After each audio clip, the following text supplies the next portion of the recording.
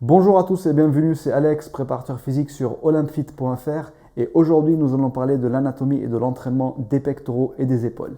J'ai déjà fait une vidéo sur l'anatomie et l'entraînement du dos. Si vous ne l'avez pas vu, je vous invite à cliquer ici. Le but de cette vidéo, c'est de faire le lien entre l'anatomie et le choix des exercices pour vous apporter une vision plus fonctionnelle de l'entraînement des pectoraux et des épaules. Alors pourquoi j'ai choisi de traiter les pectoraux et les épaules dans une seule vidéo?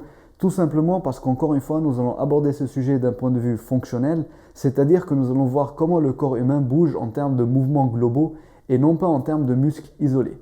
Et tout comme les dorsaux sont les muscles qui nous permettent de tirer, les épaules et les pectoraux sont les muscles qui nous permettent de pousser. Et ils travaillent toujours ensemble. De ce fait, nous allons les aborder dans une seule vidéo. Je vais commencer par un petit rappel anatomique. Donc voici le squelette humain vu de face. Et ici, nous avons les muscles deltoïdes qui sont composés de 3 faisceaux. Le premier, c'est le faisceau antérieur qui est responsable d'une flexion du bras et aussi d'une rotation interne. Et puis, nous avons le faisceau moyen qui, lui, est responsable d'une abduction du bras.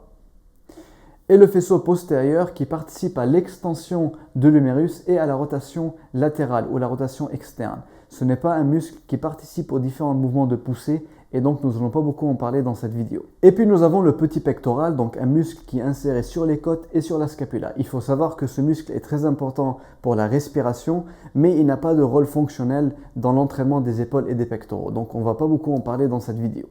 Ensuite, nous avons les grands pectoraux. Ces muscles sont divisés encore en 3 parties.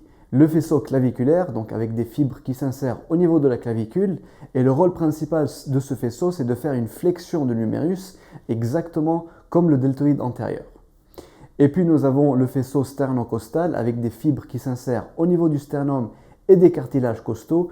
Le but principal de ce faisceau, c'est de faire une adduction du bras dans le plan horizontal. Et puis nous avons le faisceau abdominal qu'on n'arrive pas à très bien voir sur la plupart des représentations. Mais j'ai quand même réussi à trouver une très belle illustration, donc la voici. Et comme vous pouvez voir, ce sont des fibres qui s'insèrent sur l'aponévrose des muscles abdominaux. Et le rôle principal de ce faisceau, c'est de faire une abduction du bras, mais cette fois-ci dans le plan frontal. Et aussi, il va ramener le bras vers le corps quand l'épaule est en flexion, comme par exemple au pullover. Donc dans cette position, j'ai les fibres du faisceau abdominal qui sont le plus étirés et c'est eux qui vont travailler le plus avec les fibres dorsaux pour ramener le bras vers le corps.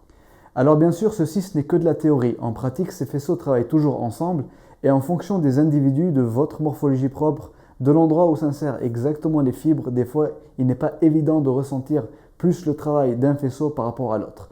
Mais à mon avis, il ne faut surtout pas se prendre la tête avec quelle partie travailler, supérieure, inférieure, on s'en fout, sauf si vous êtes culturiste. Mais pour le reste d'entre nous, le but c'est de varier les angles de travail pour essayer de recruter l'ensemble des fibres d'une manière la plus complète et équilibrée possible et aussi pour épargner les articulations et ne pas les solliciter toujours suivant les mêmes axes.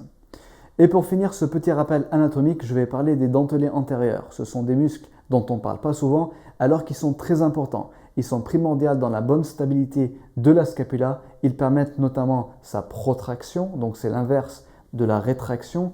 Et pour tous les exercices de développer à la verticale, ils jouent un rôle très important dans le bon fonctionnement du rythme scapulo-huméral, donc de l'épaule. Et d'un point de vue esthétique, ce sont aussi des muscles qui sont plutôt très sympas quand on a un taux de masse grasse assez faible. Nous allons maintenant passer à l'entraînement et au choix des exercices. Tout comme pour la vidéo sur les dorsaux, nous allons raisonner en termes d'axe de poussée.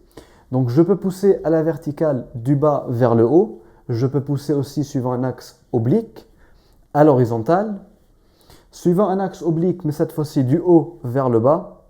Et je ne vais pas parler de l'axe vertical du haut vers le bas parce que ce n'est pas un mouvement qui est intéressant pour nous. Alors vous allez me dire oui mais il y a les dips. Sauf que quand je fais les dips, j'ai le buste qui est légèrement incliné vers l'avant et donc je suis en train de pousser suivant l'axe oblique et non pas suivant l'axe vertical.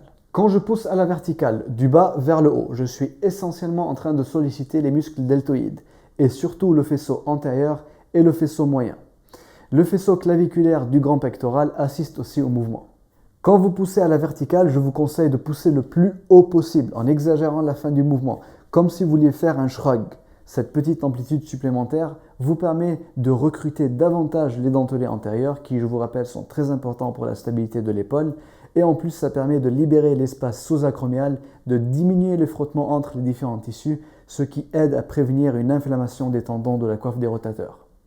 Les exercices que vous pouvez faire sont par exemple du développé militaire, du développé avec haltères ou même du développé à la trappe barre. Personnellement, j'aime bien utiliser les haltères parce que ça permet au poignet de rester libre et de se positionner naturellement pendant l'exercice. Donc il ne reste pas bloqué en pronation, en rotation interne, ce qui augmente les frottements au niveau de l'épaule. Ce que je ne vous conseille pas de faire, c'est du développé nuque derrière la tête. Parce que comme le tirage nuque, cette position de rotation externe excessive n'est pas fonctionnelle, n'est pas naturelle et elle est dangereuse pour l'épaule. Vous n'allez jamais porter un objet lourd comme ceci. Vous allez plutôt être ici, vers l'avant. Donc arrêtez de faire des développés nuque parce que c'est un exercice qui présente beaucoup plus de risques que de bénéfices. Ensuite, je peux pousser suivant l'axe oblique. Donc ici, c'est le faisceau claviculaire du grand pectoral qui est en train de faire le plus gros du travail, assisté par les fibres supérieures du faisceau sternocostal et aussi par le deltoïde antérieur. Les exercices que vous pouvez faire sont par exemple du développé incliné. Ce que je vous conseille, c'est de garder un angle d'inclinaison assez faible, autour de 20 degrés, pour limiter le travail du deltoïde et se concentrer le plus possible sur le travail du pectoral. D'un point de vue général, quand je pousse à l'horizontale, je suis en train de solliciter le faisceau claviculaire et le faisceau sternocostal dans un premier temps et dans un second temps, le deltoïde antérieur. Mais je vais prendre un instant pour vous parler de l'importance de l'écart des mains. Si je prends une prise serrée avec les coudes près du corps, c'est principalement les pectoraux qui sont en train de faire le plus gros du travail, mais la part de participation des épaules et des triceps est très importante et dans la plupart des cas, c'est eux qui vont fatiguer en premier, comme par exemple au développé couché serré. Si maintenant j'écarte les coudes entre 40 et 60 degrés par rapport au buste, j'ai les pectoraux qui sont mieux placés, donc ils peuvent plus participer au mouvement. Bien sûr, les deltoïdes et les triceps assistent toujours. Mais par contre, le plus important, c'est que dans cette position, j'ai l'articulation de l'épaule qui est très stable.